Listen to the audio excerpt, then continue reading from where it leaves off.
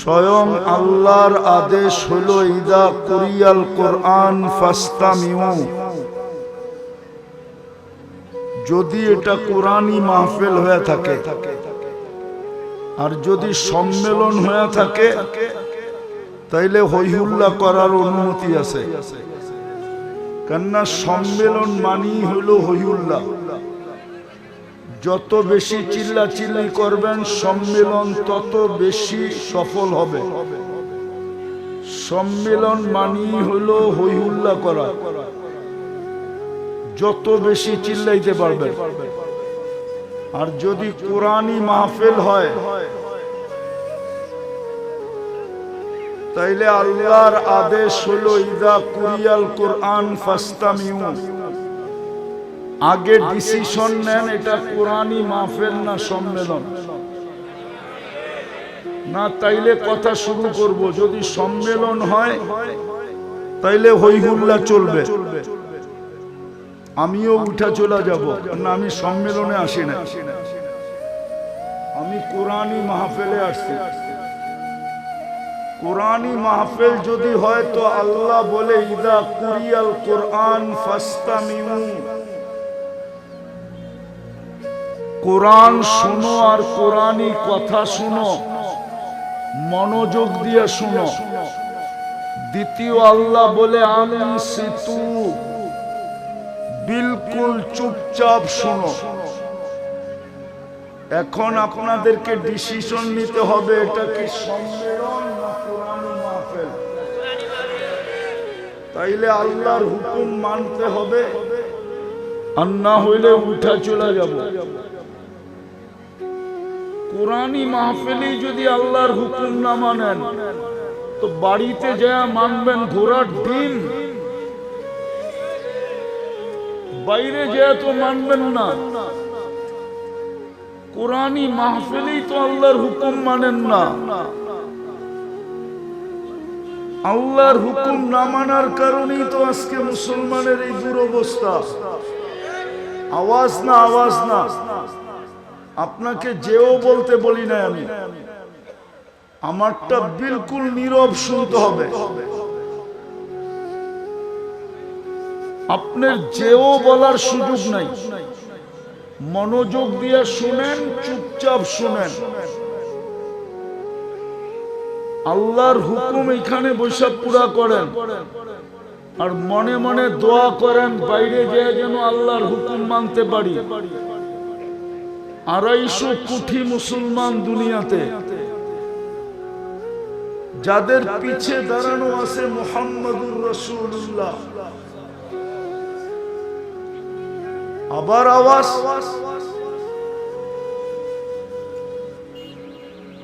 সবচেয়ে বেশি আয়োজক যারা, এরা হট্টগোল করে বেশি। আরে বসো বইরা, বসো।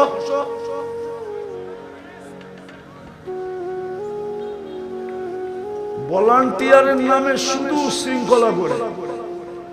শয়তান ওদের ঘাড়ে চাইপা আসে। শয়তান শয়তান জানে আল্লাহর হুকুম মানলে কি হবে।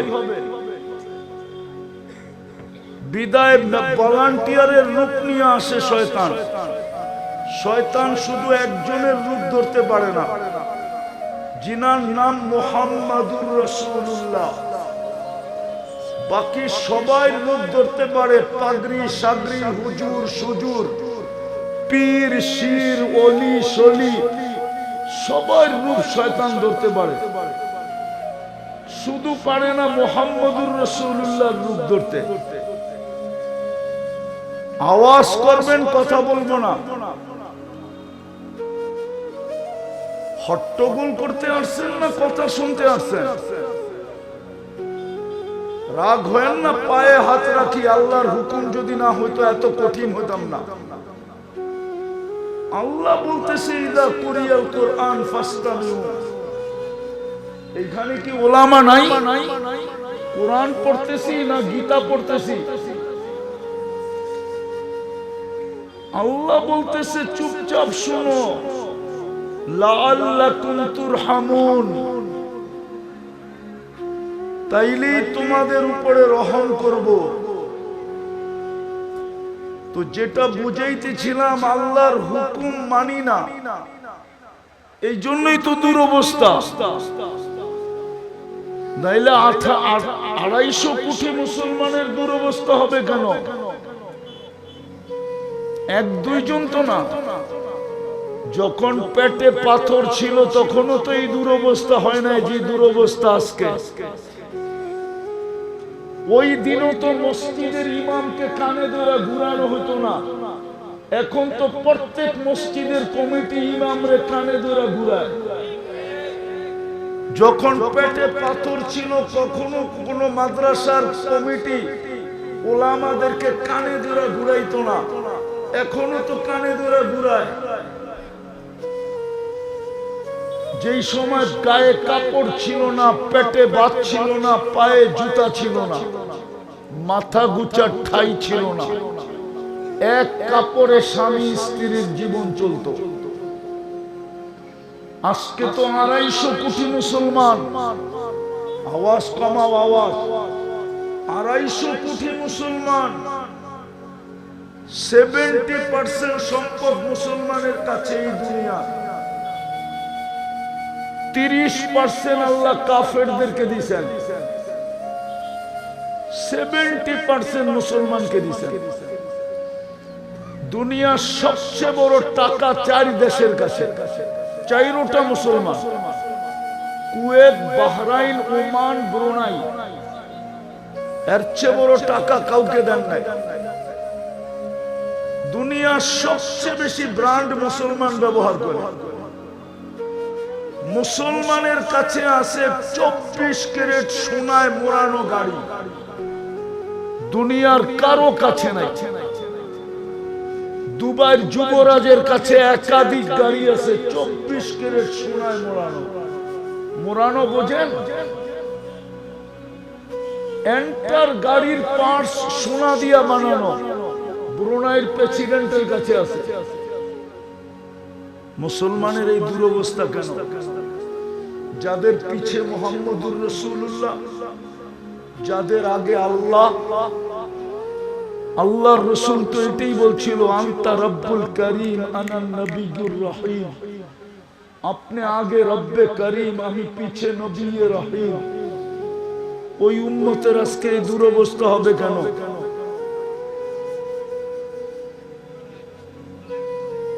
আগে আওয়াজ না, আওয়াজ না। আল্লাহ দেখতে বলে নাই, আল্লাহ শুনতে বলছে। ফাস্তামিউ বলছে।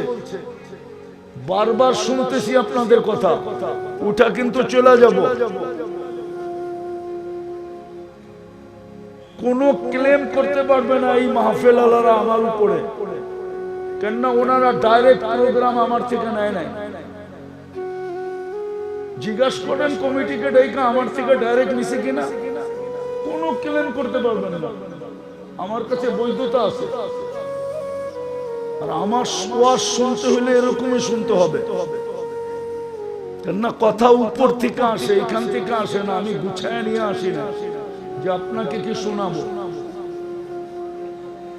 একটু আগেও বলছি, আপনি এখানে বসে আল্লাহর হুকুম মানতে পারেন না, বাইরে গিয়ে কি করবেন?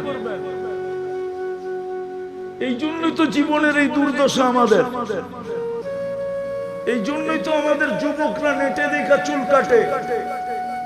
এই জন্যই তো আমাদের মেয়েরা বেপরদায় চলে।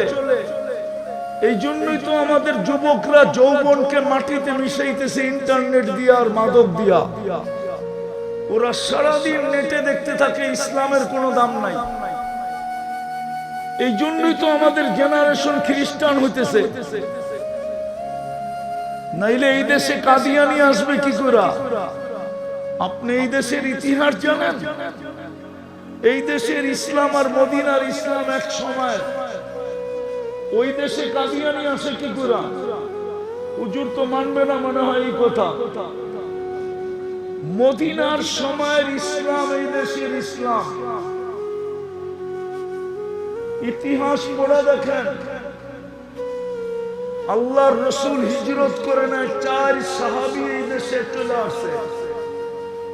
এই দেশের ইসলামের বীজ লাগাইছে সাহাবায়ে কেরাম।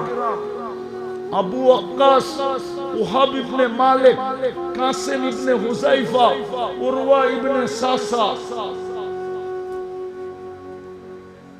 আউলিয়ায়ে কেরাম আয়েশা এটাকে ফুলাইছে ফলাইছে, আজকে 90% মুসলমান হয়েছে। বীজ সাহাবায়ে কেরাম লাগাইছে। যেই দেশের ইসলাম সাহাবায়ে কেরামের হাতে, ওই দেশে কাদিয়ানি আসে কি করে? আপনাদের টাঙ্গাইলে কাদিয়ানি নাই? আপনাদের ধনবাড়িতে কাদিয়ানি নাই? কি করে আসে কাদিয়ানি? আসবে না কেন? করবেন তো ইসলামী মহাসম্মেলন, ঠিক না? ইসলামী মহাসম্মেলনের ইংরেজি জানেন? বলেন তো কেউ ইংরেজি জানলে? আরে বলুক না হুজুরে ইংরেজি জানলে। International Islamic conference. আপনার এই গ্রামে ইন্টারন্যাশনাল ইসলামিক কনফারেন্স, স্যাটেলাইট চলে আসছে আপনার মাথার উপরে। এই প্রোগ্রাম নেটে আছে, সার্চ দেন এখন, আমার নাম দিয়া এই প্রোগ্রাম নেটে আছে, দেখেন সার্চ দিয়া চলে গেছে স্যাটেলাইটে। এই গ্রামের ভিতরে ইন্টারন্যাশনাল ইসলামিক কনফারেন্স, না জানি আমাদের বিরুদ্ধে কি বলবে, চলে আসছে স্যাটেলাইট। আর ইসলামী মহাসম্মেলন দিয়ে কি বুঝাবে? যদি শানে রিসালাত দিতেন তো যুবকরা নবীর শান চিনত, নবীকে চিনত।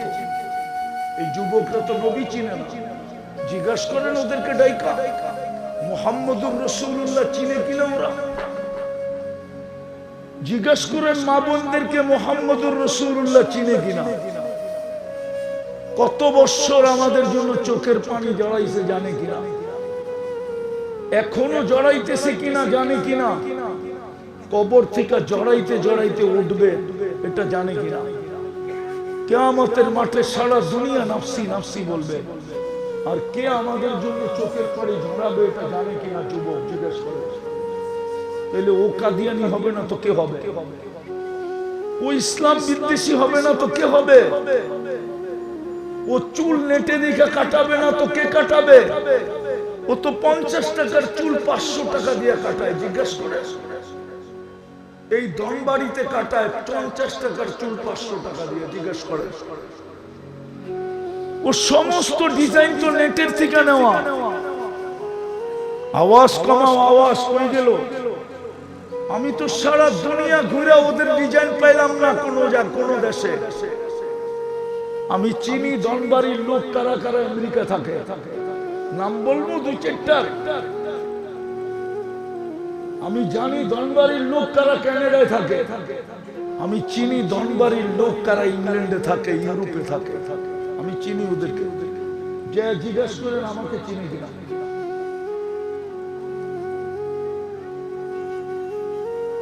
রাগ হয়েন না, ভালো মতে বুঝেন, বিবেকের পর্দা খুলবে। নইলে এই উম্মতের এই দুর্দশা হবে কেন?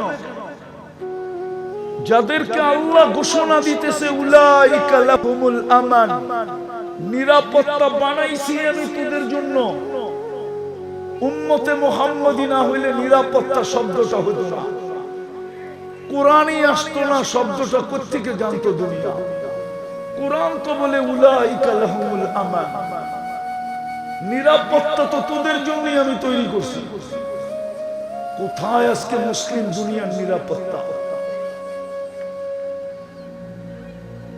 আরো 2-4টা দেখাবো। কোরআনই তো বলে লাহুম রিজকুন কারীম, ক্লান্তিহীন ইজ্জতের রিজিক আমি তোদেরকে ঘরে বসায় বসায় দিব। আমার যুবকরা কেন লিবিয়ায় পড়া থেকে নির্যাতিত হয়ে লাশ হয়ে বাড়িতে ফিরে? 30 লক্ষ টাকা দিয়ে কেন ইউরোপে যেতে হয়? 50 লক্ষ টাকা দিয়ে কেন মেক্সিকোর জঙ্গল পার হয়ে আমেরিকায় ঢুকতে হয়? টাকা দিয়া দালালের পিছে কেন ঘুরতে হয়? কোরআন তো বলে লাহুম রিজকুন কারীম। আমি কোরআন দিতেছি। কোরআন তো বলে ইন্না নানানসুরু, আমরা হাত উঠাইতে দেরি, সাহায্য পাঠাইতে দেরি করব না। প্রমাণও তো দিছিলেন একজনের জন্য ফেরেশতা চলে আসছিল, একজনের জন্য। আজকে তো 30 লক্ষ চিৎকার দিতেছে ফিলিস্তিনে। 30 লক্ষের চিৎকারের সাথে সাথে 200 কোটি চিৎকার দিতেছে। আজ পর্যন্ত তো ফেরেশতা একজন ফেরেশতাই তো যথেষ্ট ছিল। পাশেই তো নিদর্শন রাখা আছে ইসরায়েলের পাশে। ডেড সি তো অর্ধেক ইসরায়েলের, অর্ধেক জর্ডানের। 100 কিলোমিটার লম্বা, 5 কিলোমিটার চওড়া। আমি তো চোখে দেখে আসলাম। জিবরিল আলাইহিস সালাম তো খোঁচা দিয়ে চিরদিনের জন্য বানায়া দিলেন। একজন ফেরেশতাই তো যথেষ্ট ছিল। পর মারতে দেরি, ইসরায়েল মাটির ভিতরে মিশতে দেরি হতো না। কেন পাঠায় না? আরে আমার জবাব দেন, কেন পাঠায় না? কোরআন তো বলে ইন্না নানসুরু, আমরা তোমাদেরকে সাহায্য করি। হাত উঠাইতে দেরি, ফেরেশতা পাঠাইতে দেরি করব না। প্রমাণ তো দিলেন। উলামা তো বুঝতে চায় না, প্রমাণও তো দিলেন। বদরের যুদ্ধ ইসলামের সর্বপ্রথম যুদ্ধ, ঐতিহাসিক যুদ্ধ। তলোয়ার কয়টা?